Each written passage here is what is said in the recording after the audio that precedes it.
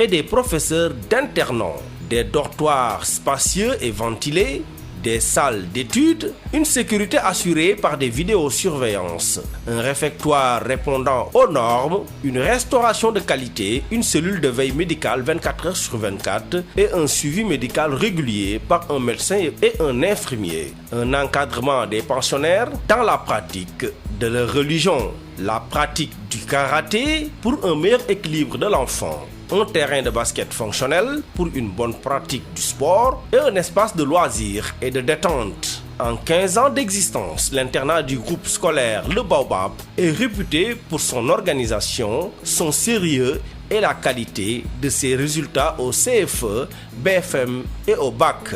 Ils accueillent diverses nationalités d'Afrique, d'Europe et d'Amérique. Pour l'année académique 2020-2021, les inscriptions et réinscriptions ont démarré et se poursuivent tous les jours de 8h à 18h. Alors, n'attendez plus. L'internat du groupe scolaire Le Baobab vous ouvre ses portes. Adresse, cité Gadaye de Guédiawaye, près du terminus 49. Téléphone 33 877 88 06 ou le 77 526 11 51. Notre site web www.groupe-6baobab.sn. L'internat du groupe scolaire Le Baobab de Guédiawaye. Un cadre d'excellence pour la réussite de vos enfants.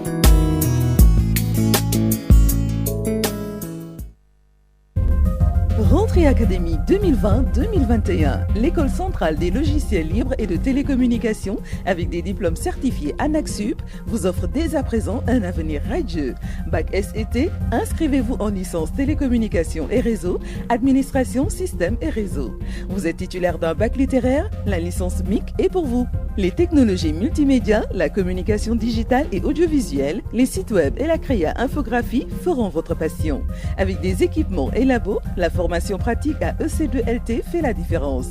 Appelez vite au 33 868 18 85 ou au 77 731 82 77. Le futur, c'est maintenant. L'Institut Kausara, collège-université islamique Aboul Abbas, vous informe du démarrage des inscriptions pour l'année scolaire 2020-2021. L'Institut Kausara, ce sont des enseignements du cycle préscolaire au supérieur. Nous dispensons un enseignement du français basé sur l'éthique religieuse islamique. Les résultats obtenus aux examens nationaux témoignent de la qualité de nos enseignements apprentissages. Au baccalauréat, nous avons réalisé pour la série S2 un taux de réussite de 86% en 2019 et 100% en 2020. Pour la série L2, 74% en 2019 et 89% en 2020. Pour la série L', 100% en 2019 et 100% en 2020. Au CFEE, 100% en 2019 et 96% en 2020. Par ailleurs, la direction de l'Institut félicite ses élèves pour leurs brillants résultats obtenus chaque année aux examens nationaux. Pour cette année, nous ouvrons une nouvelle classe Tahfiz pour la mémorisation du Coran pour les enfants de 6 ans. Après 4 ans de mémorisation du Coran, l'enfant fera 3 ans en français avant d'être candidat à l'entrée en 6e au CFEE. Pour toute information et inscription, contactez-nous au 33 827 36 85, 33 827 36 85 ou le 77 095 85 04 ou le 77 405 13 19. Notre credo, une formation de qualité adossée à une éducation religieuse islamique. Nombre de places limitées pour la prochaine rentrée scolaire 2020-2021. Possibilité de bénéficier d'un bus de ramassage. Nous sommes à la cité Kausara, Sud Foire, sur les 2 voies de Liberté 6, près de la mosquée Abbas Sall, à côté du SAMU municipal. Les semaines bleues de Samsung sont de retour. Du 19 octobre au 8 novembre, profitez d'offres exceptionnelles à l'achat de téléphones ou d'autres appareils électroménagers. Sur une sélection de smartphones, bénéficiez de baisses de prix ainsi que de cartes de crédit offertes à chaque achat. À l'achat de réfrigérateurs, téléviseurs, machines à laver ou barres de son, repartez encore avec plus de cadeaux. Bon Auchan, Kiabi, Aldo, Sénélec, fer à repasser. Rendez-vous vite auprès de nos revendeurs agréés. Samsung Dal, Amoul Morom, Ben Lofi.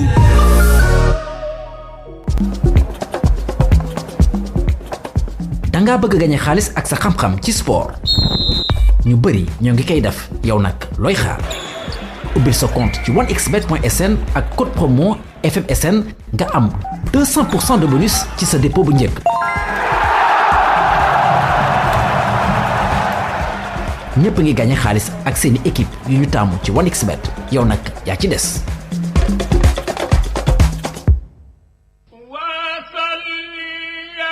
À l'occasion du Mawlud 2020, de nombreuses personnes se dirigeront vers les villes saintes. Les routes seront encore très chargées. La nouvelle prévention routière du Sénégal, sous l'égide de l'Association des assureurs du Sénégal, vous rappelle quelques règles pour un gamou en toute sécurité. Sachez que rouler très vite ne fait pas gagner de temps. Ne prenez pas de risques. La vitesse tue. Ne vous fixez pas d'heure d'arrivée, car le sentiment de contrainte risquerait de vous amener à sous-estimer votre fatigue et à négliger les pauses nécessaires et à rouler vite. Sachez que toutes les 2 heures, vous devez marquer une pause de 30 minutes. Elle est très utile. Évitez la conduite de nuit, parce que la nuit, notre champ visuel est naturellement très réduit. Cette année, le Mawlud coïncide avec une situation exceptionnelle liée à la pandémie de la Covid-19. La nouvelle prévention routière vous invite à respecter ces mesures barrières. Porter un masque, se laver les mains à l'eau et au savon régulièrement, éviter les contacts proches, c'est-à-dire serrer la main et s'embrasser. Maintenir une distance d'au moins 1 mètre avec les autres personnes. Si vous ressentez de la fièvre, de la toux ou des difficultés à respirer, appelez le SAMU 1515, la cellule d'alerte 1919 ou le numéro vert 800 00 50 50. Si vous avez des problèmes sur votre véhicule, les mécaniciens de Revas seront là pour vous dépanner gratuitement. Vous pouvez les appeler au 77 645 46 78 ou 77 630 51 05. L'Association des assureurs du Sénégal, la Direction des assurances, la Direction des transports routiers, la Banque islamique du Sénégal et la nouvelle prévention routière vous souhaitent un bon Mawlud. Prudence sur les routes.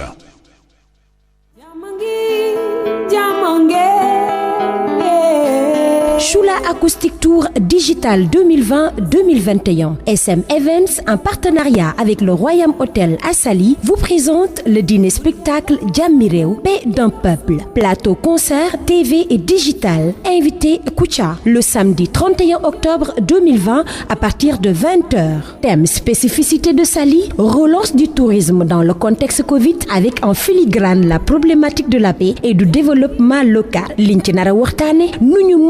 ràññee Saly suqaliwaat tourisme bi ci jamonoy mbas mi. Participant au débat, Dr Oumar Fall, hôpital de Mbour Saly, professeur Djibi Diakhaté, sociologue, monsieur Ibrahima Sarr, président du club des hôteliers de Saly, monsieur Badji, directeur de l'école de formation hôtelière de Saly Kër Yakar, monsieur Mam Ndiaye, styliste modéliste. Partenaire de l'événement, La Poste, la radio Sud FM, la plateforme Média Musique in Africa, le Dakar culturel.info, khalimasn.com, le conseil départemental de la jeunesse de Rufisque, imprimerie Le Pointilleux, Média 777, le magazine Patrimoine, Infoline 77 337 57 53.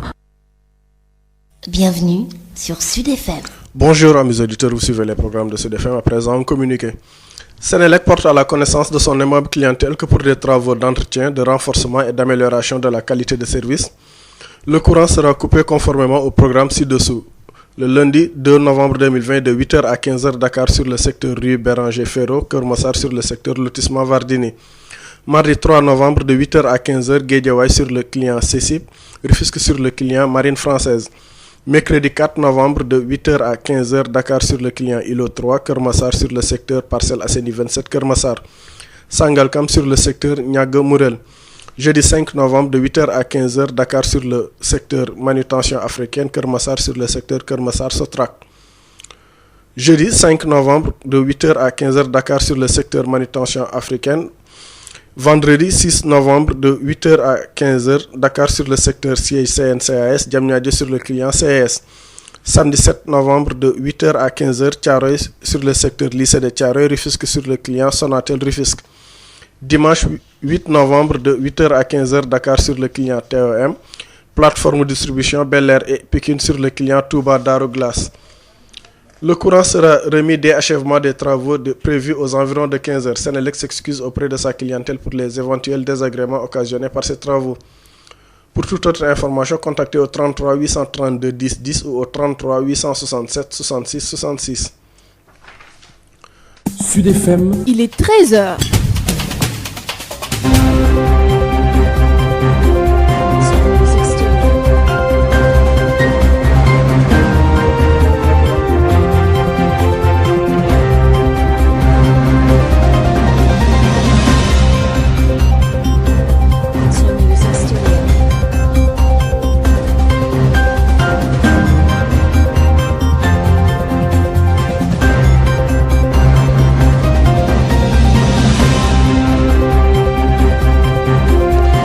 jërë ngeen jëf mbokku déglukat yi asalaamaaleykum benn waxtu mooy soo ko jot ci njolloon gi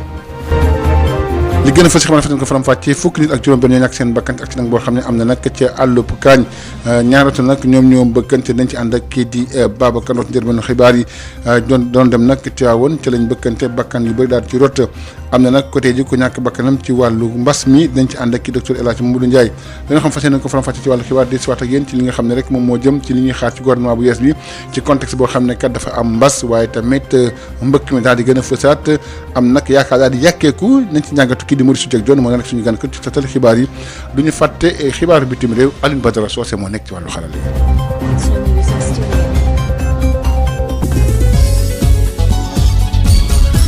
El Hadj Malick jërëjëf Alioune Badara Socé mu nekk ci wàllu xarala gi dañuy dem Thiès fekki fa kii di Babacar Ndao ak ci hôpital régional bu Thiès Babacar Ndao ñu ngi lay nuyu.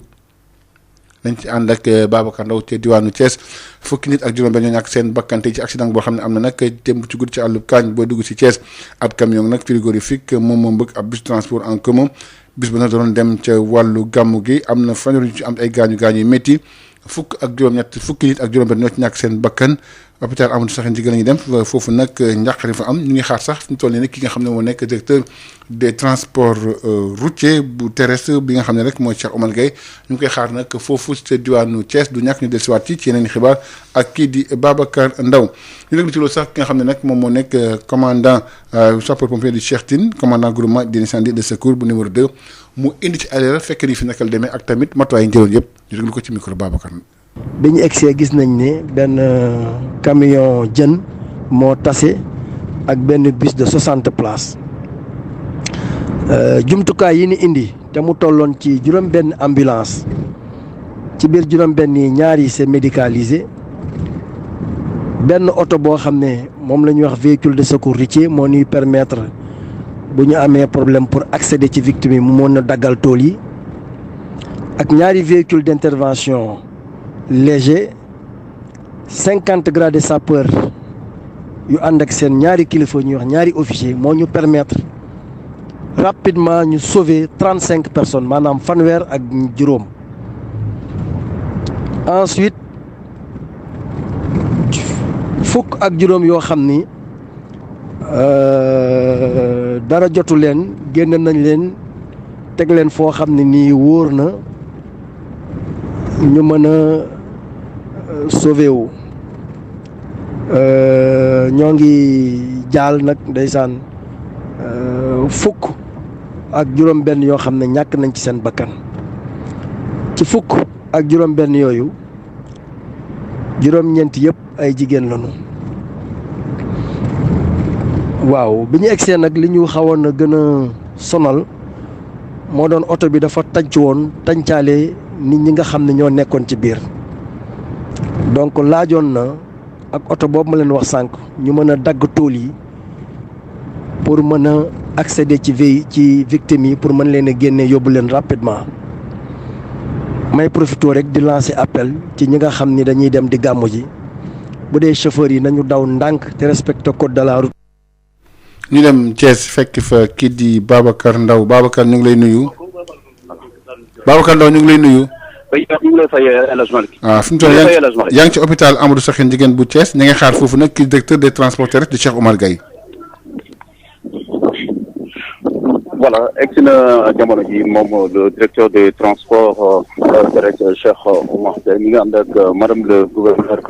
chargé des affaires administratives bu Thiès ak monsieur le préfet bu Thiès et également ki di directeur hôpital bi docteur Aline Faye dalal na leen. jamono ji ginnaaw bi ñu seetee ñenn blessé yi fi nga xam ne moom dañu nekk urgence gis nañ leen ci condition quand même accident bi métti na am na ñoo xam ne actuellement juróom ñoo xam ne ñu ngi ci situation yu xaw a critique quand même mais ñi si def wax na ne xaw nañu tane ba ñu génne leen sax ci saali jamono ji jóge na ñu ngi fii di ak si jamono ji fi nga xam ne moom mooy morgue bi muy situation bu doy waar bu ñu fi fekk mbokk ñi nga xam ne ñenn ñi sax tàmbali nañ jël seen néew yi ginnaaw suba tey ji biñ defee seen ay formalité diggante procureur ak diggante gendarmerie parce que accident mi nga amee fi nga xam ne mooy àllu Kaañ muy situation bu doy waar donc jamono ji DTR mi ngi nii dora egsi ak madame le gouverneur préfet directeur l'hôpital pour waxtaan ñi nga xam ne ñoom ñooy mbokk yi fi am seen ñàkk seen ñu ngi seen ne la benn déjà néew boo xam ne ay sapeurs ñu ngi ko jàpp ne la di ko génnee muy fukki doomu adama ak juróom-benn yu ñàkk seen bakkan juróom-ñeent ñi ay jigéen lañu ak ay góor bus oral la nag boo xamante ne mi ngi bàyyi ko woon Dakar doon dem Richard Toll moo mbëkkanteeg benn camion frigo LG 8251 bay borom oto bi nag Omar Ndiaye la tudd dëkk ci quartier Kër Serigne Louga moom camion frigo bi mi ngi yemoon ay paquetu carton jën yoo xamante ne ci biir carton bi ñu fa demee sànq di ci gis ay produits yu bàyyi ko Mauritanie la bus horaire bi moom mi ngi ki ko moom mooy Modou Bane fekk quartier Kasnack ci Kaolack ne jafe woon na sax ñu gis immatriculation bi donc connaissant loolu mooy situation bi fii xam naa dinañ ci ñëwaat ak yeneen xibaar Babacar Ndaw fii si l'hôpital régional El Hadj Ahmadou Sakhi Ndiéguène pour Sud FM. Babacar Ndaw oto boobu nag doon dem gàmmu ji ren ji nag gàmmu yi waa champ de course dañ fay gàmm ñu fay gàmmoo nekk waa Moustarchidine wala Moustarchidaat ñu ngi koy waajal bu baax a baax ci waxtu xam ne kan bas dafa am ci wàllu nag médical am na matuwaay yoo xam ne jël nañ ko ñuy jàpp ne nag lu toll ci rek 200 personnes la ñuy jël waaye 50 médecins ñi nga ci biir ñu mobiliser masque bi nag dañ ko war a takk leeral yi ak ki jiite communication ci daayira bi di Makhari Mbaye mu indi ci ay leeral. ñu ngi ndokkeel jullit yëpp vraiment fu ñu mën di nekk ci àdduna bi ci weeru gàmmu gi ci bëccëgu gàmmu gi nga xam ni ci la ñuy célébrer juddu Seydina Muhammad sallallahu alayhi wa sallam bi nga xam ni moo génn nit ñi ci lëndëm indi ñu ci leer ni ko suñu maam Cheikh Hadji Malick waxe law lam yaluq fi fadail kawni talaatuhu sabqa albariyatu fi zalmaai allahu mu mel ni ren nag dafa nekk ci contexte bu particulier waaye xel yaa ngi dal dans la mesure où yonent bi sallallahu alayhi wa sallam mën na lépp waaw wa fi xubbi xayril aalamina wiqaayatun sopp ko rek ci la cofeel yem sopp ko ci la prévention cofeelam ci la prévention yem te incha allahu am nañ yaakaar ni dina prévenir ci li nga xam ni moom la nit ñi tiit bon mesure barrière yëpp nag daayiratul Moustarchidine wal Moustarchidaat jël nañu toutes les mesures barrières vraiment pour que daal nit ñi mën a gàmmu si dellu te incha allahu dara du leen dal mesure barrière yoo nag mi ngi jaar ci nit ñaa ngi takk masque ñu ngi yor gel saafonte yi wàññi nañ ko bu baax a baax distanciation moom xam naa ni du yomb mais daal nu ñu man ñu ngi koy def pour que daal dara bañ a dal kenn incha allah lépp nag ñu ànd ko ñu teg ko ci ndigal yi nga xam ni moom la Serigne Moustapha Sy jox ko comité d'organisation bi nga xam ni ñooy organiser gàmmu. Kaolack Ndangaan fekk fa Adja Awa Thiaw ci wàllu gàmmu Medina Baye gi fi mu toll nii nag cité religieuse nag nit ñaa ngi foofu ci Medina Baye fees fa dell ñëpp ñoo nag jógee ci àdduna bi yëpp ngir rek wàllu si rek li ñu mel fu nekk nag am na ay tànt ak ay zikr waaye nag am na ay berne yu am solo yoo xam ne jot na fa am dañuy dem Kaolack fekk fa Adja Awa Thiaw ñu ngi lay nuyu. Awa Thiaw ñu ngi lay nuyu. Adja Awa Thiaw ñu ngi lay nuyu. maa ngi lay fay El Hadj Malick. waaw yaa ngi foofu nag ca Medina Baye lan mooy situation bi foofu noonu présentement. waaw Medina Baye Niass bi fi mu ne li ñu mën a wax moo di dëkkub Maulana Cheikh al Islam El Hadj Ibrahima Niass bi fees na dell jamono ji nga xamee ne si ñoo ngi nekk ci gàmmu 2020 bi nga xamee ne si kat ci la ñuy fàttali ko gane si àddina Seydina Mohamed sallallahu alayhi wa sallam taalibe yi ak li nga xam ne si ñoom ñoo nekk pèlerin yi bàyyi ko nañ fu nekk ci rokk-rokkaan yi nga xam ne si moo nekk ci réew mi waaye tam bàyyi ko ci yenn réew yoo xamee ne si yu Afrique la lu mel ni Nigéria Mauritanie Gambie Mali Tchad waaye tam ak yeneen réew yoo xam ne si gën naa sore nekk ci continent asiatique ak fi nga xam ne si moo nekk continent américain jamono ji ñu toll moom mbooloo mi si nekk kenn mënu koo natt ndaxte dafa nekk loo xamee ne si lu bari la fépp foo xamee ne si nag moom moo nekk ci biir kër yi ak mbedd yi taxawal nañ ci li nga xam ne si moom moo nekk ay tente ngir dalal gan ñooñu nga xam ne si bari nañu lool ku nekk xam na ni dëkk bi dafa nekk boo xamee ne si bu tàng la diirub ñaari fan ak ñi nii nag ñuy seetlu daanaka ab bàggante boo xamee ne si moom la taalibe yi di dem ci nga xam ne si moom moo nekk xabru ba waaye itam di dugg ci jumaay ji di ziyaare suñu ko deful rek ñu ngi daal di dem di rang ci kër kilifa diine yi nga xam ne si ñoo fi nekk muy njabootug Maulana Cheikh al Islam El Hadj Ibrahima Niass dem itam ñoom itam di leen ziyaare loolu daal seetlu nañ ko bu baax a baax ñi nga xamee ne si nag ñoom ñoo nekk way takk de di jamono yi seen liggéey metti na lool ndaxte kat débordé nañu ndax li ñu bëgg kat moo di jamono ji nga xam ne si ñoo ngi dund mbas mi nekk Covid 19 kenn ku ci nekk daal di takk sa masque rawatina nag boo di dugg ci fi nga xamee ne si moom la ñu tuddee zone verte bi ñu délimité ko ci li nga xam ne moom moo wër jumaa ji waaye itam lépp li nga xam ne si moom moo nekk xabru yi ak li nga xam ne si moo ko wër ba ci esplanade bi ndax foofu fa la bari ñoo xam ne si fa la ñuy nekk daanaka di fa dal wala boog ñu di fa recueillir ci jamono ji nga xam ne si ñoo ngi nekk ci wàllu mbas mi nag tax na tam ñi nga xam ne si ñoom ñoo nekk ay agent wu service national de l'éducation pour la santé nekk waa SNES waaye itam ay volontaire Croix-Rouge di dugg ci kër yi nga xam ne si ñoom ñoo fi nekk ngir gën a sensibiliser askan wi waaye itam ñi nga xam ne si ñoom ñoo nekk taalibe yi dikk ci ñu sàmmanteeg li nga xam ne moo nekk geste barrière yi waaye itam lépp lu aju ci wàllu set ak setal fépp nag ci mbedd yi forum rek daanaka tër nañ fa li nga xam ne moo nekk ay nag ay xar ba ci ay gileem ngir daal di waajal li nga xam ne si moom moo nekk guddi gi liggéey boobu nag ñi nga xam ne si ñoom ñoo nekk waa service de l'élevage ñoo leen ci di jàppale bu baax a baax ngir li nga xam ne si moo nekk contrôle bi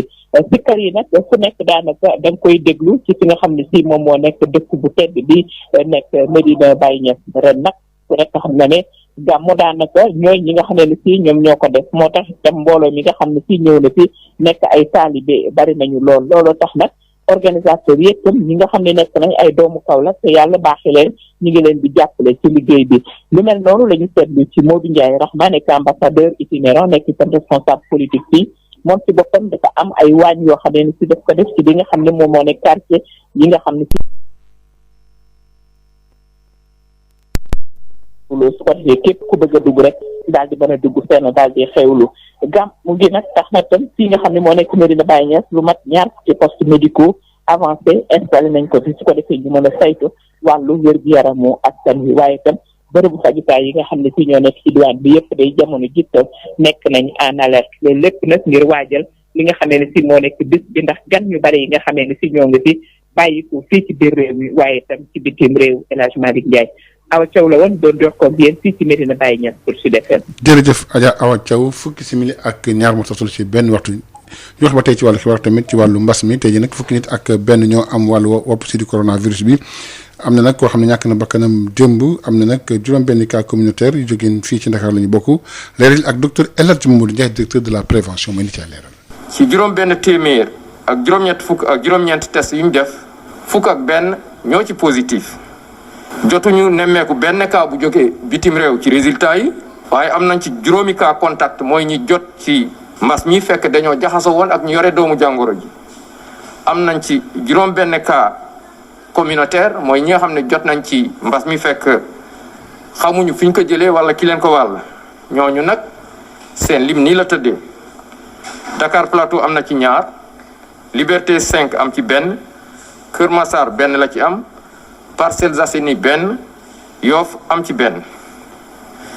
juróom-ñeent fukk ak juróom si malade yi ñu entré woon hôpital wala ñu xam ne ñu ngi leen toppoon ci biir kër yi wér nañu bés ni ki tey yeewi nañu leen bu si yàlla àndee dinañu ñibbi seen kër juróom benn malade ñu nga réanimation benn malade moo ñàkk bakkanam bu su démb alarba ñaar fukki fan ak juróom ñett ci weeru octobre bi ñu nekk ñeneen ñi des hôpital ñu ngi am tan ci bésu tey dalee ko ci kaa bu njëkk ba Sénégal wëññi na fukki junni ak juróom ak juróomi téeméer ak juróom-ñeent fukk ak ñett ñi nga xam ne jot nañ ci doomu jàngoro ji ci ñooñu fukki junni ak ñeent ak juróom-benn téeméer ak juróom-benn fukk wér nañ si ñett téeméer ak ñaar fukk ak ñett ñàkk seen bakkan mu des juróom-benn téeméer ak juróom-ñeent si lalu hôpital yi wala ci loxo docteur yi ci biir kër yi. fukki simili ak ñeent moo toftal ci benn waxtu di xibaar tey Sud FM seen rajo wax ci remaniement bi nga xam ne nag am na ci waxtu woo xam ne kat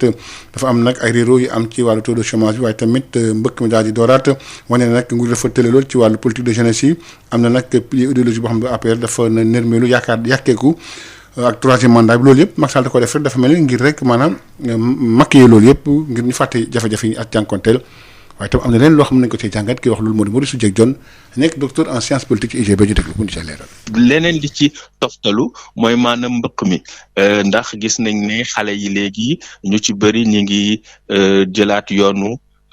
Barça wala Barsaq te loolu dafay andi jafe-jafe bu rëy ci maanaam nit ñi ni ñu wóoloo seen bopp ak ni ñu wóoloo nguur gi bu ñu fàtte ne dañu naan APR yaakaar dañu naan Benno Bokk Yaakaar kon da ngay gis ne ci wàllu ngëm-ngëm ci wàllu nataal ak ci wàllu la nga xam ne moom la ñu bëgg a jëmmal ci bopp askan bi ak ci doxalinu nguur gi dafa am lu rëy loo xam ne moo doon téye mbir mi dafa mel ni dafa dal di damm muy yaakaar boo tax xal ndaw yi ñi ci gën a bëri day fekk ñu am seen liggéey wala sax am ab xaalis boo xamante ne léeg-léeg dafay takku dal di jël loolu fay ci dugg ci gaal di dem bitim réew donc loolu dafa laaj ñu seetaat wax dëgg li ñu naan yaakaar espoir te nguur gi laloon ci lépp li nga xamante ne mooy gis-gisam mën-mënam ak ay jëfam kon loolu dafay nekk problème bu rëy boo xam ne moom la jonkonteel leneen li nag moo di question mooy problème yi nga xamante ne coowal 3e mandat moo ko yëkkati ci Guinée-Bissau ak ca Côte d'Ivoire moo am ay bakkan yu bëri yu farot moo am ay yàqu-yàqu yu bëri moo am ay tiis ak njàqare yu bëri yoo xamante ne loolee moo ko andi président Macky Sall nag bañ ko ca laajee dafa ne duma tontu ci waaw te duma tontu ci déet donte sax ndeyu saatu réew mi dafa leer ci wàllu woowu du loo xamante ne ci coobare président la nekk ndax ndeyu saatu réew mi dafa ne kenn mënula am ñaari mandat yu teglontoo moom nag am na ñaari mandat yu teglontoo ba noppi kon waxul 3e mandat wax ju féete boor la bu ñu jàppee ci li nga xam ne moom la ndeyu sàtt réew mi wax te président de la république war ko topp war ko sàmm ndax loolu la waat laata muy jël fonction maanaam laata muy tàmbale di door liggéey bi nga xam ne moom la ko askan bi sas. kanu kër ci tatal xibaar yi ñu des ba tey ci wàllu remaniement bu ak tamit ñi nga xam ne nag ñu ngi ci am ay xaar lu ñuy xaar bëri na ci lu trop bokk na ci nag secrétaire national bu Sénégal autonome des pêches bi nga xam ne nag nguur gi war na wax ki dénk loolu nag war na koo xam ne ku ko mat la doon ku ko mën li mel tam la sayam sukk sem daal di rotal njàngat lépp dañ ko tënk ànd ca kii di Habsa Elimane Wane. ku nekk xam na ne naka jekk ñu doon suñu sago suñu jël ministre bu war a yore napp li ñu tànn koo xam njàngam xam-xamam mi ngi jëm ci wàllu napp. lii daal mooy sàkku teef bu gën a fës bu syndicat bi ëmb ñi nga xam ne ñooy yëngu ci wàllu napp bi ci suñu réew ginnaaw gi ñu xam leen ne daal dañuy amal ab coppite ci gouvernement bi Moustapha Dieng di secrétaire général ba nag nee na lii rek moo mën a saafara seeni tawat. bari nañu Sénégal ñu nga xam ni ñii liggéey nañu ci ay institution internationale yoo xam ni seen xam-xam macha allah nekkoon ci ay kàngam ci ministère bi sax seen xam-xam màcc na si napp mu doon ku nga xam ni dafay waxtaan ak ñi nga xam ne ñoo nekk si napp yi di waxtaan ak mool yi ubbeeku ndax napp dafa rëy napp tuutiwul moo ëpp li muy dugal ci alal si réew mi. oyof lool teg ci bàyyi xel bu baax a baax seeni tawat loolu daal la Sawru Sène di secrétaire général bu SAEMS di xaar ci ministre bi nga xam ne moom la ñu nar a tabb mu jiite wàllu éducation nationale. lii dëgg mooy te ministre Mamadou Talla bi fi nekkoon amoon na ci ñun déglu li wërte woon mooy njiitu réew mi moo am prérogative nommée à l'éducation nationale ku ko neex wante nag na ñu fàttali rek école def di secteur boo xam ne secteur bu am solo la alors quel que soit ministre bi ñu fa mën a teg bu dee am na disponibilité bi Talla amoon am oreille mën a porter préoccupation yi ñu am auprès du chef de l'État xëy na mën na joxe dara. Sawru Sène di fàttali fii seeni tawat yi gën a fës. protocole d'accord bu ñu xaatim depuis le 30 avril 2018 am na ci poñ yoo xam ne naam dépendre ñu directement ci ministre de l'éducation mais moom ministre de l'éducation moom moo ko war a porter ci kanamu gouvernement bi am soutien wu président de la république lii wérte woon mooy école dafa nekk ci situation boo xam ne dina laaj ministre boo xam ne dina ko jaral ci kanamu gouvernement bi mu mën a porter la voix de l'éducation nationale. ci fàttali démb ci alarba bi la njiitu réew mi sant bu baax a baax gouvernement bi fi nekkoon syndicat yi ëmb wàllu napp bi ak lépp lu jëm ci wàllu njàng beeg njàngale bi nag lenn rek la ñuy xaar mooy ñi nga xam ne ñoom lañ nar a tab bu bees matale seen liggéey bañ a tas yaakaar. ñu wax ci drogue bi ñu jàpp fële ci Koro mu toll ci rek 120 kilogrammes ci yamba la ñu jàpp ñu ngi ko defoon nag ci ay ñax fële ca Passy loolu nag boo ko xaymaa toll na rek fukki million ci suñuy xaalis dañ ci ànd ak kii di Mamadou Camara. ci guddik àllarba jàpp alxamis boori 9h douanier yi nekk ci pont Serigne Bassirou Mbacké Expo Noiro ñoom teg nañ loxo lu toll ci téeméer ak ñaar fukki kilo yamba suñ ko xaymaa ci xaalis jege na fukki million ginnaaw ba nga xamee ne élément wu lieutenant Ousmane Dione génn nañ dem booru Passy ci lañ gisee drogue boobu daal di ci teg loxo muy yamba boo xam ne bi dañ ko làqoon ci ay ñeex te tamit ñi nga xam ne ñoom ñoo ko doon jéem a rawale fa lañ ko tegoon di bàyyi nag ba douanier yi xaw a déplacé wu wala dem feneen ñu jéem koo dugal biir Kaolack trafiquant yooyu nag dañ doon profité ci gàmmu gi pour jéem a rawale ñax mu bon boobule waaye xamuñ woon ne élément wu colonel Ma Assane Cissé jiite subdivision des douanes ñoom laata gàmmu gi sax jëloon nañ seeni matukaay te nag nee nañ ci biir gàmmu gi ak bu gàmmu bi jeexee ñoom liggéey biñ daan wéyal dañ koy gën a baral douanier yi ci Kaolack tamit bàyyi nañ xel bu baax trafiquants yi ak fraudeurs yi ak surtout ñi nga xam ne dañuy jéem a dugal ci biir Kaolack ay lekk yoo xam ne yi baaxul ak tamit garab yu bon yi Kaolack Mamadou Camara Sud FM. Mamadou Camara ñu wax ci li nga xam ne rek moom moo jëm nag ci collectif des imams et oulémas bu SICAP ñaawlu nag fës gi nga xam ne nag mbëkk mi fësaat na ko ñu ngi nag maanaam jaale ñi nga xam ne kat ñoom la seen bakkan rot ci wàllu géej gi bëgg nañ tamit ñu waxtaan ba lépp leer ci bopp ko nekk su ko defee ñu saafara loolu imam Mansour Gueye kenn la ci ñoom ci micro Adji Fatou Bari. Barza mbaa bar sax yàlla xam ne yàlla lim ñu dénk en tant que nit te mu jaral ko gàddaay su méttee mooy sa diine nga rawali ko diine rek la yàlla wax ne su fekkee dañ ne la fii doo fi jullee fii doo fi wooree fii doo fi defee say waru gar jëlal sa tànk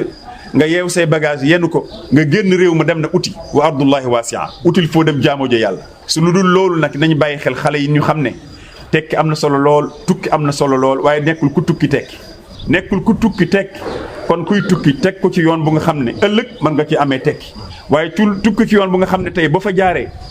xañ sa bopp aduna xañ ko say waajur xañ ko sax say ñi nga xam ne ñoo nga bàyyi sa gannaaw gis nañ fi étudiant bu nga xam ne bëkk de mu jaay ndeysaan yée ko Saint-Louis gële mu ngi des ci mbënd mi ku nga xam ne dañ ko wax ci doomam dee na ci mbënd mi mu dee xam nga ko loolu rëy na loolu nag responsabilité ñu ngi koy situé ci wàll yëpp li ci état am ba mën a yombal xale yi seen liggéey na ci gën a góorgóorlu xale yi tamit nañ bàyyi xel jox seen bopp yàlla xam ne yàlla kan mooy maye yàlla muy maye ci Europe di maye États-Unis yàlla moom moo nekk fii ci Sénégal li maye. ñaar fukki simili ak ñeent moo toftal ci benn waxtu ñu ñëw génn ci xibaar bi ci doore ko ak Adja Ndeye Mariam Ndiaye ñu ngi lay nuyu Ndeye Adjaratou Ndeye Mariam. maa ngi lay fay El Hadj Malick. ñu doore kooku li nga xam ne rek moom moo jëm ci procès attentat bu terrasse ca Bamako Ibrahima Diz ak Seydou Chaka dañ leen nag condamné à mort. cour d'assises antiterroriste bu Bamako kon démb ginnaaw procès ba doon amal ci la ñu daal di xamle ne Mauritanien bi di Fawaz Ould Ahmed ñu gën ko xam ci turu Ibrahima Diz moom nag dañu koy toppee ne dafa bokk ci ab groupe djihadiste ba pare nag dafa lëkkaloo ak ñoom ngir daal di indi fitna bare am ñoo xam ne dañ cee ñàkk seen bakken moom ak ki nga xam ne moom mooy Sadou Chaka ñoom kon dañ leen condamné à mort dañ leen nar a tëj ba pare seen kiiru dund ñu war a joxe tamit koppar gu toll ci fukki millions ci wàllu amende ngir attentat yi nga xam ne moom moo amoon ci restaurant La Terrasse ak tamit hôtel Radisson Blu bu Bamako ñaari cong yooyu nga xam ne nag amoon na fa am na ci lu tolloog ñaar fukki nit ak juróom yu ci ñàkkoon seen bakken ak tamit ñaar ci ñi nga xam ne daal bokkoon nañu ci ñuy doon amal cong boobu avocat wu Ibrahima Diz di xamle ne moom dina daal di dàq ni nag loolu nga xam ne moom mooy délibéré bi dina ko yóbbu daal ci wàllu cassation. ñu wax ci Guinée liñ tàntoon nag c'est dana jàll daanaka dañu nekk fi mu toll nii takk der sax jóge nañ ci wetu këram gañ nekkoon. waaw moom moomu di seetlu daal nañ jàll ci boppam moo ko daal di xamle daal di fësal tamit ne fa mu jàppoon démb ak barke démb tey ji la koy gën a jàpp ndaxte moom nee na daal li ko wóor ba wóor moom mooy ne am na ndam ci wàllu élection présidentielle yi ñu fi doon amal kii di Alpha Condé nag moom démb la daal di def nag génnam gu njëkk dem ba ci hôpital bi nga xam ne nag dañ fa yóbbu woon yenn ci ay takk der yu si amoon ay gaañu gaañu dem na daal di leen nemmeeku ji. ñu di wax ca France ab attaque boo xam ne kat ku yor paaka la ñett nit ñoo ñàkk seen bakkan foofu ca Nice ca France. muy benn góor ak ñaari jigéen ku njëkk gi sax moom dañ ko rendi ci biir fi nga xam ne moom mooy basilique Notre-Dame de l'Assomption ñaareel bi nag nekk ab góor moom it dañ koo jamatee paaka ñetteel ba pourtant dawoon na nag ba yegg ci ab baar wante foofu nag la mujjee ñàkk bakkanam ginnaaw moom it ba ñu ko jamatee jamat yu métti ki nga xam ne nag moom moo def li ni mel jàpp nañu ko boobu fekk na mi ngi nekkoon ci biir église bi ñi ko jàpp nag ay policiers municipaux la ak tamit policier national moom sax ba ñu koy teg loxo nag amul woon benn këyit buy firndeel kan moo def li ni mel. ñu dem ca Mexique ak tamit juróom-ñeent fukki néew ak juróom-ñeent la ñu gis ci ay fosse commune ci dëkk boobu di Mexique. waaw mi ngi nekk nag ci état bu Guanajuato mu am ci lu tollook juróom fukk ak juróom-ñeenti nit yoo xam ne dañoo ñàkk seen bakken ñu daal di leen denc ci ay fosse commune fosse yoo xam ne sax dafa mel ni ne kenn xamu ko woon ñooñu nga xam ne nag tey jii ñoom ñoo ñàkk seen bakken ñoo ngay wër di xool ñan la wante li wër ba wër moom mooy ne ci gox boobu dañuy faral di nemmeeku ne xeex dafay faral di am diggante cartel yi nga xam ne dañuy yëngatu ci wàllu njaayam drogue ak tamit yeneen i mbir. ñu jeexal kook mbas mi ci Inde nag juróom-ñetti millions nit ñoom ñoo yor li nga xam ne rek moom moo jëm ci wàllu mbas mi. loolu nag moom moo tax ba Inde ginnaaw dëkk bi di États-Unis moom mooy gox bi nga xam ne bëri na ña fay am mbas bi di Covid 19 ca États-Unis 8 millions yi juróom-ñetti millions yi tegal na foofu nga xam ne nag moom mooy ca Inde ñu ngi toll ci juróom-ñetti millions yi nit yoo xam ne am nañu feebar bi di coronavirus ñi nga xam ne it ñoom ñoo ci ñàkk seen bakken saa su ne dafay faral di yokku ndaxte nee nañu démb rek am na ci lu tolloo ko juróomi téeméer ak fukk ak juróom-ñaari nit yoo xam ne dooleeku nañu ci ñi nga xam ne ñoom ñoo ñàkk seen bakken foofu nga xam ne moom mooy ca Inde te it ñoom la ñuy njort moom mooy ne feebar boobu dina fa gën a law ndaxte am na ay fêtes religieuses yu bëri yoo xam ne ñoo ngi koy séntu foofu nga xam ne moom mooy ca Inde. jërëjëf Adja Ndeye Marème Ndiaye maa ngi lay sant di la gërëm. ci tàggat yaram ci tënk rek ak tamit consultation ñu koy wër tey ji ci làmb ji ñu ngi wax ne nag dina am ñoo xam ne dana leen dalal moom ministre des sports di jëm nag ci waru CNG bi nga xam ne maanaam fanweeri fan ak benn ci octobre bi la jeex Ligue Europa deuxième journée bi ay match yoo xam ne ñu la tëddee bokk na ci Roma ak CSKA Sofia Arsenal ak Dunkirk Molde ak Rapid de Vienne ñoo war a sëgg Nice du dajeek équipe bi nga xam ne nag Slavia Prague di dajeek Bayer Leverkusen Glasgow Rangers di dajeek Benfica di dajeek Standard bu Liège la war a sëggal Grenade Espagne di dajeek PAOK Salonique ñoo war a sëgg di fàttali ba tey Real Sociedad war a dajeek Naples Alkmaar war a dajeek équipe bi nga xam mu nekk résultat ba tey ci wàllu football ba tey ak tamit Lille war a sëgg ak Celtic Glasgow ñoom ñoo war a sëgg tey jii nii di fàttali ba tey nag ci làmb ñu del si waat ci ak tamit consultation ñu ngi koy wéyal ñu ngi wax tey jii nii sax nañ dalal nag kenn ci communicateur traditionnel yi ko ci mel ni Hadj Bekay Mbaye ñaar fukki simili ak juróom-ñaar moo toftalu ci benn waxtu. Sud FM ganu bés bi. docteur Maurice Soudieck Dione ñu ngi lay nuyu. maa ngi lay fay El Hadj Malick. sax nga xam dafa màccal jëm ci wàllu science politique nga koy jàngal ci UGB docteur ñu taxaw ci li xew remaniement bi xew démb Macky Sall tas gouvernement bi waaye dafa am ci contexte boo xam ne kat dafa xaw a jaaxal nañu ci contexte boo xam ne coow lu dafa bëri lool ci wàllu mbëkk mi waaye tamit coowal Macron ndax mën nañu def lien bi. waaw yaakaar naa ni président de la république bi nga xamante ne jël na ay dogal yi nga xam ne dafay neenal ndombo tànk yi nga xam ne moom la tabbaloon gouvernement bi tabbal ko itamit ñi nga xam ne ñoo sosoon ci moom rëq di secrétaire général de la présidence de la république ak secrétaire général du gouvernement donc loolu dafay wane ne président de la république comme amul premier ministre jafe-jafe yi nga xam ne moom la réew mi di jonkanteel yépp dafay dal di dellu si waat ci moom te loolu nag dafay dal di metti ndax du am koo xamante ne dana ko dékkul li nga xamante ne mooy problème yi réew mi di traversé boo ko xoolaatee encore ci mbirum chômage ndaw ñi maanaam ñàkk xëy bi dafa dem ba jéggi dayo ba organisation internationale du travail ne Sénégal bokk na ci réew yi nga xamante ne ñàkk liggéey bi fa la gën a tare ñu xayma ko ba ci 48% maanaam téeméeri nit yoo jël ñeent fukk yi ak juróom ñett yi amuñu liggéey te loolu kat dafa nekk lu tiis lu doy waar ci wàllu koom-koom wante it ci wàllu nit ñi nga xamante ne dañu war a am ci lu ñu jàpp ngir mën a faj seeni soxla waaye gouvernement bi yaakaar na ni moom loolu dañ ko yokk wante taux de chômage bi mi ngi yem ci 16% maanaam téeméer yoo jël fukk ak juróom benn rek ñoo ci amul xëy leneen li ci toftalu mooy maanaam mbëkk mi ndax gis nañ ne xale yi léegi ñu ci bëri ñi ngi jëlaat yoonu Barça wala Barça te loolu dafay andi jafe-jafe bu rëy ci maanaam nit ñi ni ñu wóoloo seen bopp ak ni ñu wóoloo nguur gi bu ñu fàtte ne dañu naan APR yaakaar dañu naan Benno Bokk Yaakaar kon da ngay gis ne ci wàllu ngëm-ngëm ci wàllu nataal ak ci wàllu la nga xam ne moom la ñu bëgg a jëmmal ci bopp askan bi ak ci doxalinu nguur gi dafa am lu rëy loo xam ne moo doon téye mbir mi dafa mel ni dafa dal di damm muy yaakaar boo tax xal ndaw yi ñi ci gën a bëri day fekk ñu am seen liggéey wala sax am ab xaalis boo xamante ne léeg-léeg dafay takku dal di jël loolu fay ci dugg ci gaal di dem bitim réew donc loolu dafa laaj seetaat wax dëgg li ñu naan yaakaar espoir te nguur gi laloon ci lépp li nga xamante ne mooy gis-gisam mën-mënam ak ay jëfam kon loolu dafay nekk problème bu rëy boo xam ne moom la jonkontel leneen li nag mooy problème yi nga xamante ne coowal 3e mandat moo ko yëkkati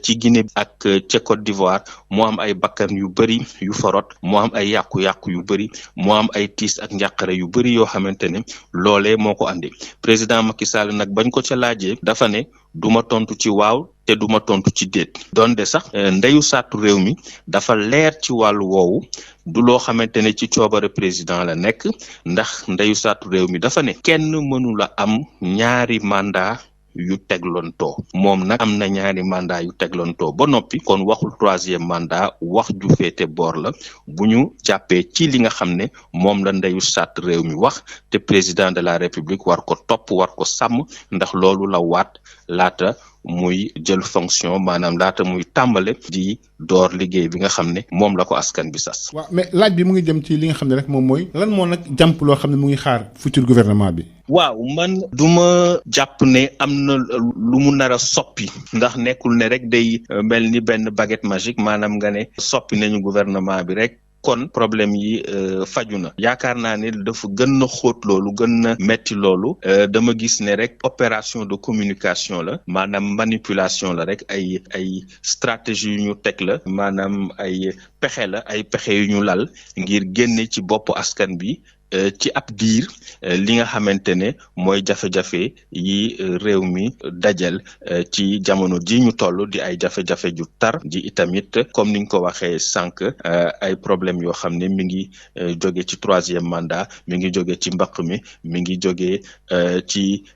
ñàkk xëy yu ndaw yi ak yeneen problème donc loolu problème yooyu nekkul ne dañu def gouvernement bu bees rek que problème yooyu day dëñ président bi xëy na dana noppalu tuuti ndax dindi na premier ministre kon lépp loo xamante ne jafe-jafe la ci boppam lay teer directement te du am intermédiaire xëy na loolu dana ko permettre souffler tuuti wante du loolu mooy faj problème yi. waaw mais dañuy wax tamit dañu war a def gouvernement boo xam ne technocrate mbala gouvernement politique lan moo war a nekk profilu ministre yi. waaw profilu ministre dama jàpp ne rek